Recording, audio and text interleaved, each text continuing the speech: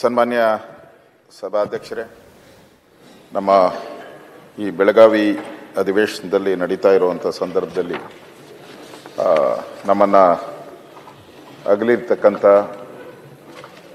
ಸನ್ಮಾನ್ಯ ಎಸ್.ಎಂ. ಕೃಷ್ಣ ಅವರು ಇವತ್ತು ಬೆಳಗಿನ ಜಾವ ನಿಧನರಾಗಿರುವಂಥದ್ದು. ತಾವು ಕೂಡ ನನಗೆ ಫೋನ್ ಮಾಡಿದ್ರಿ, ಬೇರೆಯವರು ಕೂಡ ನನಗೆ ಫೋನ್ ಮಾಡಿದರು. ಸೊ ನಮಗೂ ಕೂಡ ಒಂದು ರೀತಿ ಆಘಾತ ಆಗುವಂಥದ್ದು. ಮೊನ್ನೆನೂ ಕೂಡ ಅವರು ಒಂದು 15 ದಿನ ಮಾತಾಡಬೇಕಾದ್ರೆ ನಾನು ಅಪಾಯಿಂಟ್ಮೆಂಟ್ ಕೇಳಿದೆ. ಇನ್ನೊಂದು ಸ್ವಲ್ಪ ದಿನ ಆದಮೇಲೆ ನಿಮಗೆ ಅಪಾಯಿಂಟ್ಮೆಂಟ್ ಕೊಡ್ತೀನಿ, ಇನ್ಫೆಕ್ಷನ್ ಆಗ್ಬೋದು ಆ ದೃಷ್ಟಿಯಿಂದ ಅಂತೇಳಿ ಅವತ್ತು ಅವ್ರಿಗೆ ಮಾತಾಡೋಕ್ಕೆ ನನಗೆ ಅವಕಾಶ ಸಿಕ್ಕಿಲ್ಲ. ಎಸ್.ಎಂ. ಕೃಷ್ಣ ಅವ್ರ ಬಗ್ಗೆ ಈಗಾಗಲೇ ಸನ್ಮಾನ್ಯ ಮುಖ್ಯಮಂತ್ರಿಗಳು ಅವರ ಒಡನಾಟದ ಬಗ್ಗೆ ಮಾತಾಡಿದ್ದಾರೆ. ಎಸ್.ಎಂ. ಕೃಷ್ಣ ಅವ್ರದ್ದು ಅಂದರೆ ಆಗಿರುವಂಥ ಎಲ್ಲ ಮುಖ್ಯಮಂತ್ರಿಗಳನ್ನ ನೋಡಿದಾಗ, ನಾನು ಅವ್ರ ಮುಖ್ಯಮಂತ್ರಿ ಆಗಿದ್ದಾಗ ನಾನು ಅಪೋಸಿಷನ್ ಲೀಡರ್ ಆಗಿದ್ದೆ. ನನ್ನ ಪುಣ್ಯ ಅಂತ ಹೇಳಿದ್ರೆ ನಂದು ಉತ್ತರಹಳ್ಳಿ, ಅವಾಗ ಸುಮಾರು 14 ಲಕ್ಷ ಓಟು. ಪ್ರತಿ ತಿಂಗಳು ಒಂದಲ್ಲ ಒಂದು ಕಾರ್ಯಕ್ರಮಕ್ಕೆ ಅವ್ರು ಬರಲೇಬೇಕಾಗಿತ್ತು. ನಾನು ಅಧ್ಯಕ್ಷತೆ ನಾನು ವಹಿಸ್ತಾ ಇದ್ದೆ. ಕೆಲವು ಸಂದರ್ಭದಲ್ಲಿ ಅವರು ಬಾ ನನ್ನ ಜೊತೆ ಅಂತೇಳಿ ಮುಖ್ಯಮಂತ್ರಿ ಇದ್ರೂ ಕೂಡ ನನ್ನ ಕಾರಲ್ಲಿ ಕರ್ಕೊಂಡು ವಿಧಾನಸೌಧಕ್ಕೂ ಬಂದಿದ್ದಾರೆ. 1-2 ಬಾರಿ ಆ ಥರ ನನ್ನ ಕರ್ಕೊಂಡು ಬಂದಿದ್ದಾರೆ. ಅಂದರೆ ಎಸ್.ಎಂ. ಕೃಷ್ಣ ಅವ್ರನ್ನ ಯಾರು ಮರೆತರೂ ಕೂಡ ಬೆಂಗಳೂರು ಜನ ಮರೆಯೋಕ್ಕೆ ಸಾಧ್ಯನೇ ಇಲ್ಲ. ಯಾವ ರೀತಿ ಕೆಂಪೇಗೌಡರನ್ನ ನಾವು ಬೆಂಗಳೂರು ಕಟ್ಟಿದ್ರು ಅಂತೇಳಿ ನಾವು ಜ್ಞಾಪಕ ಮಾಡ್ಕೊಂತೀರಿ, ಅದೇ ರೀತಿ ಎಸ್.ಎಂ. ಕೃಷ್ಣ ಅವರು ಬೆಂಗಳೂರಿಗೆ ಒಂದು ಘನತೆಯನ್ನ ಕೊಟ್ಟಂಥವ್ರು. ಯಾವುದೇ ದೇಶದ ಪ್ರಧಾನಿ ಬರಲಿ, ಯಾವುದೇ ದೇಶದ ಅಧ್ಯಕ್ಷ ಬರಲಿ, ಅವರು ಡೆಲ್ಲಿಗೆ ಹೋದ ತಕ್ಷಣ ಬೆಂಗಳೂರು ಬರೋ ಅಂತ ಒಂದು ವಾತಾವರಣವನ್ನ ಕ್ರಿಯೇಟ್ ಮಾಡಿದಂಥ ಒಬ್ಬ ವ್ಯಕ್ತಿ ಈ ರಾಜ್ಯದಲ್ಲಿ ಯಾರಾದರೂ ಇದ್ರೆ ಅದು ಎಸ್.ಎಂ. ಕೃಷ್ಣ ಅವರು ಮಾತ್ರ, ಪ್ರಶ್ನೆನೇ ಇಲ್ಲ. ಅದಕ್ಕೆ ಅವ್ರು ಬರ್ತಾ ಇರಬೇಕಾದ್ರೆ ನಾನು ನೋಡ್ತಾ ಇದ್ದೆ, ಅವರು ಪರಮೇಶ್ವರ್ ಅವ್ರಿಗೆ ಗೊತ್ತು, ಬಹಳ ಒಡನಾಟ ಅವ್ರ ಜೊತೆ. ಬಡ್ಜೆಟ್ ಮಾಡಬೇಕಾದ್ರೆ ಅದಕ್ಕೊಂಥರ ಡ್ರೆಸ್ ಹಾಕಿರೋರು, ಎಲ್ಲದಕ್ಕೂ ಪ್ರತಿಯೊಂದಕ್ಕೂ ಅವರು ಡ್ರೆಸ್ ಅವರೇ ಅದನ್ನ ಡಿಸೈನ್ ಪ್ರತಿಯೊಂದಕ್ಕೂ ಕೂಡ ಎಷ್ಟು ನೀಟು. ನಾವು ಪ್ರೆಸ್ ಮೀಟ್ ಮಾಡಬೇಕಾದ್ರೆ ನಾವು ಪದಗಳನ್ನ ಕನ್ನಡದಲ್ಲಿ ಹುಡುಕ್ತೀರಿ, ಇಂಗ್ಲಿಷಲ್ಲಿ ಹುಡುಕ್ತೀರಿ. ಅವರು ಇವತ್ತು ಆಡಿರುವಂಥ ಪ್ರೆಸ್ ಮೀಟಲ್ಲಿ ಕನ್ನಡದ ಪದ, ಇಂಗ್ಲಿಷ್ ಪದ ಡಿಕ್ಷನರಿಯಲ್ಲೂ ಸಿಗಲ್ಲ, ಅಷ್ಟು ನೀಟಾಗಿ ಮಾತಾಡ್ತಾರೆ. ಅವ್ರ ಕೊನೆ ವಯಸ್ಸು ಒಂದು 6 ತಿಂಗಳ ಹಿಂದೆ, 1 ವರ್ಷದಿಂದನೂ ಕೂಡ ಅವ್ರನ್ನ ಭೇಟಿ ಮಾಡಿ ನಾವು ವಿಶ್ ಮಾಡಕ್ಕೆ ಹೋದಾಗೂ ಕೂಡ ಅವರು ಪ್ರೆಸ್ಸಲ್ಲಿ ಎಷ್ಟು ನೀಟಾಗಿ ಮಾತಾಡೋ ಆ ಪದ ಇನ್ನೂ ನಮ್ಮ ಕೈಲಿ ಮಾತಾಡೋಕ್ಕೆ ಆಗಲ್ಲ, ಅಷ್ಟು ಅವರ ಪದ ಜೋಡಣೆ ಆ ರೀತಿ ಇರ್ತಾ ಇತ್ತು. ಆಗ ಅಟಲ್ ಬಿಹಾರಿ ವಾಜಪೇಯಿ ಅವರು ಪ್ರಧಾನಮಂತ್ರಿಗಳಾಗಿದ್ದರು, ಆ ಸಂದರ್ಭದಲ್ಲಿ ಇವರು ಮುಖ್ಯಮಂತ್ರಿ ಆಗಿದ್ದರು. ಆಗ ನಮಗೆ ಬೆಂಗಳೂರಿಗೆ ಇಂಟರ್ನ್ಯಾಷನಲ್ ಏರ್ಪೋರ್ಟ್ ತಂದಿದ್ದನು ಕೂಡ ಆ ಸಂದರ್ಭದಲ್ಲೇ. ಬೆಂಗಳೂರಿಗೆ ಮೆಟ್ರೋ, ಅವಾಗ ಅನಂತಕುಮಾರ್ ಅವರು ನಮ್ಮ ಅರ್ಬನ್ ಡೆವಲಪ್ಮೆಂಟ್ ಮಿನಿಸ್ಟರ್ ಆಗಿದ್ದರು. ಬಹಳ ಹೊಂದಾಣಿಕೆ ಇತ್ತು. ಆ ಸಂದರ್ಭದಲ್ಲಿ ಬೆಂಗಳೂರಿಗೆ ಮೆಟ್ರೋ, ಇಂಟರ್ನ್ಯಾಷನಲ್ ಏರ್ಪೋರ್ಟು ಇವೆಲ್ಲವನ್ನ ತರೋ ಮುಖಾಂತರ ಬೆಂಗಳೂರಿಗೆ ತನ್ನದೇ ಆದಂಥ, ಇವತ್ತು ನಾವು ಹೇಳ್ತೀರಿ ಬೆಂಗಳೂರು ಇಡೀ ರಾಜ್ಯದ ಒಂದು 60% ಎಷ್ಟು ಆದಾಯ ಕೊಡ್ತಾ ಇದೆ ಅಂತ ಹೇಳಿದೆ. ದೇಶಕ್ಕೂ ಆದಾಯ ಕೊಡ್ತಾ ಇರೋಂಥ 2ನೇ ಸಿಟಿ ನಮ್ಮದು. ಬಾಂಬೆ ಬಿಟ್ಟರೆ ನಾವೇ ಹೈಯೆಸ್ಟ್ IT ಇರ್ಬೋದು, ಇವೆಲ್ಲವನ್ನ ಕೊಡ್ತಕ್ಕಂಥ, ಆದಾಯ ಕೊಡ್ತಕ್ಕಂಥ ಒಂದು. ಇದಕ್ಕೆ ಮೂಲ ಪುರುಷ ಯಾರು ಅಂತ ಹೇಳಿದ್ರೆ ಅದು ಎಸ್.ಎಂ. ಕೃಷ್ಣ ಅವರು. ಅದ್ರ ಬಗ್ಗೆ 2 ಮಾತಿಲ್ಲ. ಅವರು ಎಲ್ಲ ಪದವಿಯನ್ನ ನೋಡಿದ್ದಾರೆ, ಮುಖ್ಯಮಂತ್ರಿಗಳಾಗಿ, ಉಪಮುಖ್ಯಮಂತ್ರಿಗಳಾಗಿ, ಸ್ಪೀಕರ್ ಆಗಿ ಎಲ್ಲವನ್ನ ನೋಡಿದ್ದಾರೆ. ಆದರೆ ಒಂದೇ ಒಂದು ಕಳಂಕ ಇಲ್ಲದೆ ಒಬ್ಬ ಡಿಗ್ನಿಫೈಡ್ ರಾಜಕಾರಣಿ. ಈಗ ಹೇಗಾಗಿದೆ ಅಂತ ಹೇಳಿದ್ರೆ, ಮಾಧ್ಯಮದಲ್ಲಿ ನಾವು ನಿಂತರೆ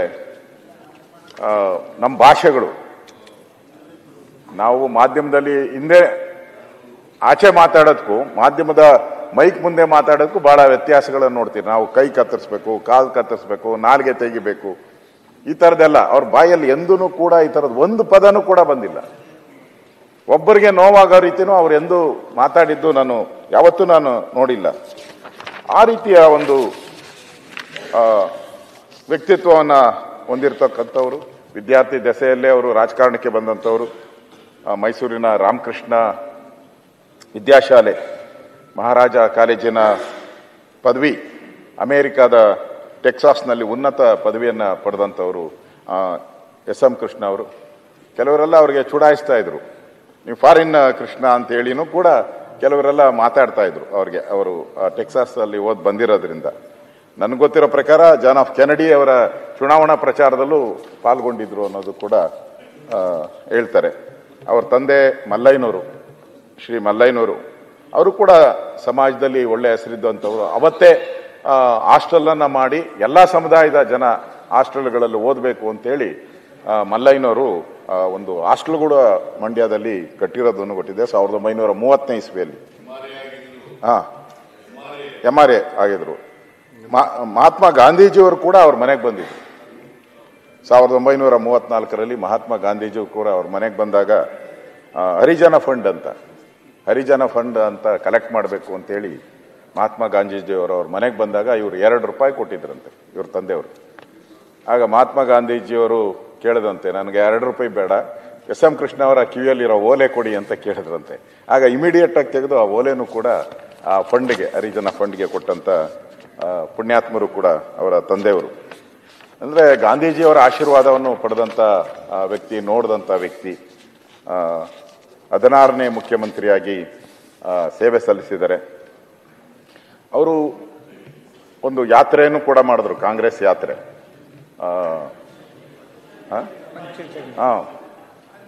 ಪಾಂಚಜನ್ಯ, ಅದ್ರ ಮುಖಾಂತರ ಬಹುಮತವನ್ನು ಪಡೆದ್ರು. ಕಾಂಗ್ರೆಸ್ ಅಧ್ಯಕ್ಷರಾಗಿ ಬಹುಮತನೂ ಕೂಡ ಪಡೆದ್ರು.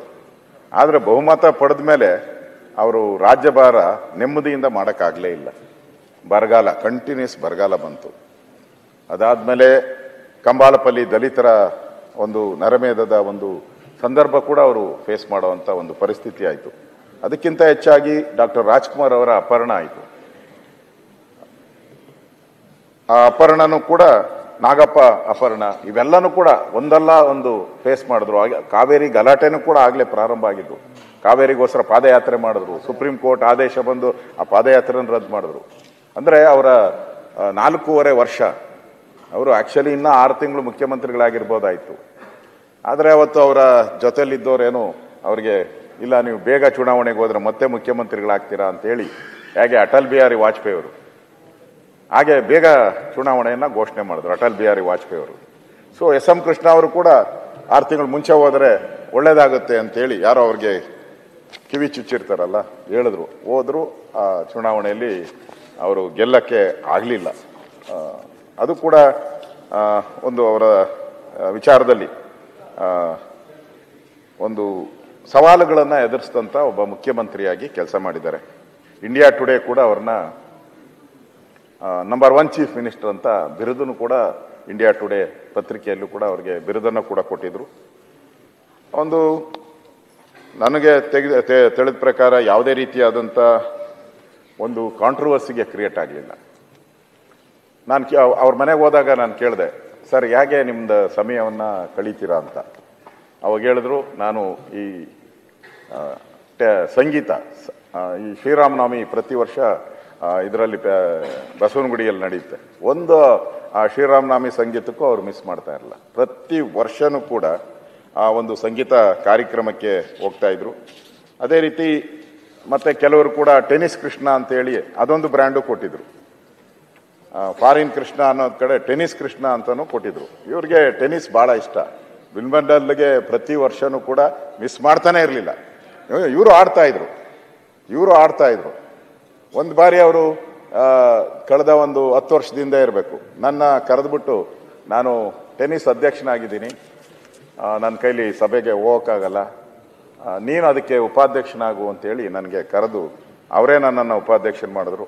ಅದಾದ್ಮೇಲೆ ಅವರು ಮತ್ತೆ 5 ವರ್ಷ ಆದ್ಮೇಲೆ ಮತ್ತೆ ಕರೆದು, ನನ್ನ ಕೈಲಿ ಬರಕ್ಕಾಗ್ತಾ ಇಲ್ಲ, ನೀನೇ ಅಧ್ಯಕ್ಷನಾಗು ಅಂತ ಅವರೇ ನನ್ನ ನಾಮಿನೇಟ್ ಮಾಡಿ ಅಧ್ಯಕ್ಷರಾದರು. ಈಗೂ ಅಧ್ಯಕ್ಷನಾಗಿದ್ದೀನಿ, ಅವರು ಅದಕ್ಕೆ ಗೌರವಾಧ್ಯಕ್ಷರಾಗಿದ್ದಾರೆ.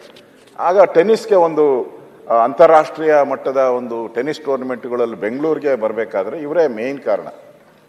ಆ ಥರದ್ದು ಒಂದು 10 ಟೆನ್ನಿಸ್ ಕಾರ್ಯಕ್ರಮಗಳನ್ನು ಮಾಡಿದ್ದಾರೆ. ಇವತ್ತು ಸರ್ಕಾರದಿಂದನೂ ಕೂಡ ಅನುದಾನಗಳು ಕೊಡ್ತಾ ಇದ್ದಾರೆ. ಯಾಕಂದ್ರೆ ಎಸ್.ಎಂ. ಕೃಷ್ಣ ಅವರು ಹೆಸರು ಮೇಲೇನೆ ಹಾಕಿದಿಲ್ಲ ಅವೆಲ್ಲದ್ರಲ್ಲೂ. ಅದು ನೋಡಿದ ತಕ್ಷಣ ಯಾರೇ ಮುಖ್ಯಮಂತ್ರಿ ಇದ್ರೂ ಅದಕ್ಕೆ ಹಣ ಸ್ಯಾಂಕ್ಷನ್ ಮಾಡ್ತಾರೆ. ಸನ್ಮಾನ್ಯ ಸಿದ್ದರಾಮಯ್ಯನವರು 2 ಸರಿ ನಾನು ಹೋಗಿ ಅವ್ರ ಹತ್ರ ಆ ಟೆನ್ನಿಸ್ಗೆ ದುಡ್ಡನ್ನು ಕೊಟ್ಟಿದ್ದಾರೆ, ಯಡಿಯೂರಪ್ಪನವರು ಕೊಟ್ಟಿದ್ದಾರೆ, ಬಸವರಾಜ ಬೊಮ್ಮಾಯಿಯವರು ಕೊಟ್ಟಿದ್ದಾರೆ. ಅವ್ರಿಗೆ ಅಚ್ಚುಮೆಚ್ಚು ಆ ಟೆನ್ನಿಸ್ ಕ್ರೀಡೆ ಅನ್ನೋದು ಒಂದು ಅವರ ಅಚ್ಚುಮೆಚ್ಚು. ಈಗಾಗಲೇ ನಾನು ಹೇಳಿದ್ದೀನಿ, ಕೋಟೆ ಆಂಜನೇಯ ಸ್ವಾಮಿ ಮೈದಾನದಲ್ಲಿ ಇರತಕ್ಕಂಥ ರಾಮ ಸೇವಾ ಮಂಡಳಿಯ ಎಲ್ಲ ಕಾರ್ಯಕ್ರಮಕ್ಕೆ ಹೋಗಿದ್ದಾರೆ. ಅಸೋಸಿಯೇಷನ್ ಕಾರ್ಯಕ್ರಮಗಳಿಗೂ ಹೋಗ್ತಾ ಇದ್ರು. ಇವತ್ತು ನಾವು ಬ್ರ್ಯಾಂಡ್ ಬೆಂಗಳೂರು ಅಂತ ಎಲ್ಲ ಹೇಳ್ತಾ ಇದ್ದೀವಿ. ಬ್ರ್ಯಾಂಡ್ ಬೆಂಗಳೂರು ಅಂತ ನಿಜವಾಗೂ ಬ್ರ್ಯಾಂಡ್ ಬೆಂಗಳೂರನ್ನ ಸೃಷ್ಟಿ ಮಾಡಿದಂಥವ್ರು, ಅದಕ್ಕೊಂದು ರೂಪ ಕೊಟ್ಟವ್ರು ಯಾರಾದರೂ ಇದ್ರೆ ಅದು ಎಸ್ ಎಂ ಕೃಷ್ಣ, ಮಾತೇ ಇಲ್ಲ. ಇವತ್ತು ನಾನು ಹೇಳಿದ್ನಲ್ಲ, ಯಾರು ನೆನೆಸ್ಕೊಂತ ಇದ್ರು ಬೆಂಗಳೂರು ಜನ ಅಂತೂ ನೆನೆಸ್ಕೊಳೇಬೇಕು. ಇವತ್ತು ಎಲ್ಲರೂ ಹೇಳ್ತಾರೆ, ಅವ್ರು ಇಷ್ಟು ವರ್ಷ ಆದ ಮೇಲೂ ಹೇಳ್ತಾರೆ, ಎಸ್ ಎಂ ಕೃಷ್ಣ ಬೆಂಗಳೂರಲ್ಲಿ ಮಾಡಿದಂಥ ಅಭಿವೃದ್ಧಿ ಇದುವರೆಗೂ ಯಾರು ಮಾಡಕ್ ಸಾಧ್ಯನೇ ಇಲ್ಲ ಅನ್ನೋ ಮಾತನ್ನ ಹೇಳಿದ್ದಾರೆ. ಆ ರೀತಿ ಒಂದು ಅಟ್ಯಾಚ್ಮೆಂಟು. ನಾವೆಲ್ಲ ವಿಧಾನಸಭೆಯಲ್ಲಿ ಮಾತಾಡಿದಾಗ, ಏನ್ ಸರ್ ಬೆಂಗಳೂರಲ್ಲಿ ಇವತ್ತು ಟಾರ್ ಹಾಕ್ತಾರೆ, ನಾಳೆ ವಾಟರ್ ಸಪ್ಲೈ ಅಗ್ದಾಕ್ತಾರೆ, KEB ಅವರು ಅಗ್ದಾಕ್ತಾರೆ ಅಂದಾಗ ಬೆಂಗಳೂರಲ್ಲಿ ಅದಕ್ಕೆ ಒಂದು ಟಾಸ್ಕ್ ಫೋರ್ಸ್ ಅನ್ನ ರಚನೆ ಮಾಡಿದ್ರು. ಟಾಸ್ಕ್ ಫೋರ್ಸ್ ಅನ್ನ ರಚನೆ ಮಾಡಿ ಪ್ರತಿ ತಿಂಗಳು ಆ ಟಾಸ್ಕ್ ಫೋರ್ಸ್ ಅನ್ನ ಮೀಟಿಂಗ್ ಮಾಡಿದ್ರು. ಅವರೇ ಬಂದು ಕೂತ್ಕೊಂಡವ್ರು ಆ ಟಾಸ್ಕ್ ಫೋರ್ಸ್ ಅಲ್ಲಿ ಮೀಟಿಂಗ್ ಮಾಡಿ ಆ ಒಂದು ಅಧಿಕಾರಿಗಳ ಒಂದು ವರ್ಗವನ್ನ ಇದಕ್ಕೆ ಯೋಜನೆ ಮಾಡಿ ಆ ಯಾವುದೇ ರೀತಿ ಈ ತರ ಕಾಮಗಾರಿಗಳಲ್ಲಿ ಕಳಪೆ ಆಗದಂಗೆ ನೋಡ್ಕೊಳ್ಳುವಂತ ಒಂದು ಕೆಲಸವನ್ನು ಆ ಸಂದರ್ಭದಲ್ಲೇ ಒಂದು ಟಾಸ್ಕ್ ಫೋರ್ಸ್ ಮಾಡೋ ಮುಖಾಂತರ ಮಾಡಿದಂಥದ್ದು ನೋಡಿದಿರಿ.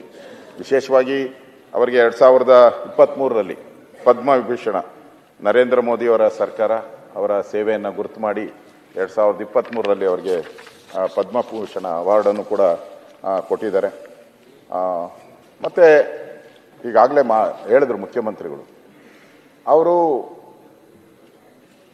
ರಿಟೈರ್ಡ್ ಆದ್ಮೇಲೆ ಮೊನ್ನೆವರೆಗೂ ಕೂಡ ಅವ್ರ ಮನೆಗೆ ಎಲ್ಲ ಕಾಂಗ್ರೆಸ್ ಅವರು ಬಹಳ ಜನ ಹೋಗ್ತಾ ಇದ್ರು, ಬಿಜೆಪಿಯವರು ಹೋಗ್ತಾ ಇದ್ರು, ಜನತಾದಳದವರು ಯಾರು ಹೋದ್ರೂ ಕೂಡ ಬಹಳ ಅನ್ಯೋನ್ಯತೆಯಿಂದ ಕೂತಿಸಿ, ಸಮಯ ಅಲ್ಲ ಅರ್ಧ ಗಂಟೆ 1 ಗಂಟೆ ಕೂತಿಸಿ ಮಾತಾಡಿ ಕಳಿಸ್ತಾ ಇದ್ರು.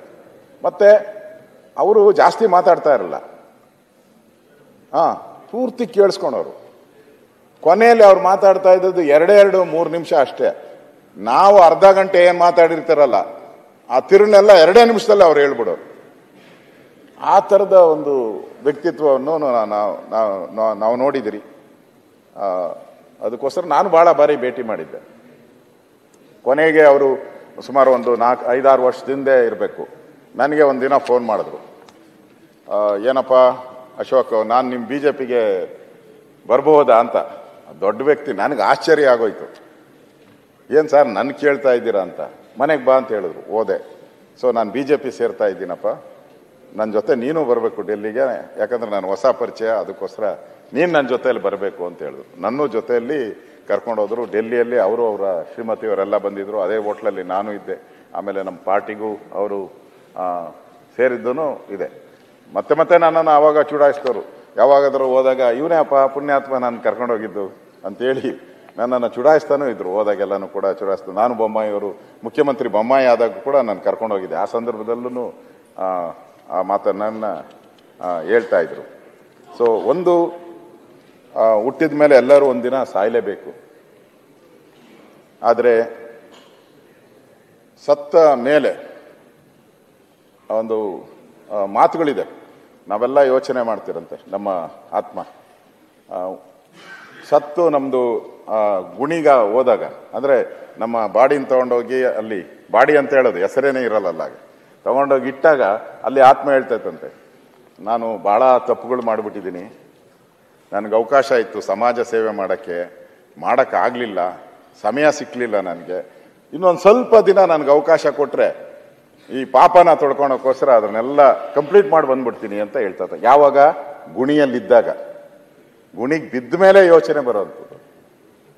ಗುಣಿಗೆ ಬೀಳಕ್ ಮುಂಚೆನೆ ನಾನು ಸಮಾಜದ ಕೆಲಸ ಮಾಡ್ತೀನಿ ಅಂತ ಹೇಳೋಂಥ ಒಬ್ಬ ವ್ಯಕ್ತಿ ಮಾಡಿದ್ದೀನಿ ಅಂತ ಹೇಳ್ಗಣಕ್ಕೆ ಆ ವ್ಯಕ್ತಿಯನ್ನ ನಾವು ಇವತ್ತು ಆ ಹೆಜ್ಜೆ ಗುರುತುಗಳನ್ನು ಯಾರಾದರೂ ಬಿಟ್ಟೋಗಿದ್ದಾರೆ ಅಂದರೆ ಅದು ಎಸ್ ಎಂ ಕೃಷ್ಣ ಅವರು. ಹುಟ್ಟು ಸಾವು ಆಕಸ್ಮಿಕ.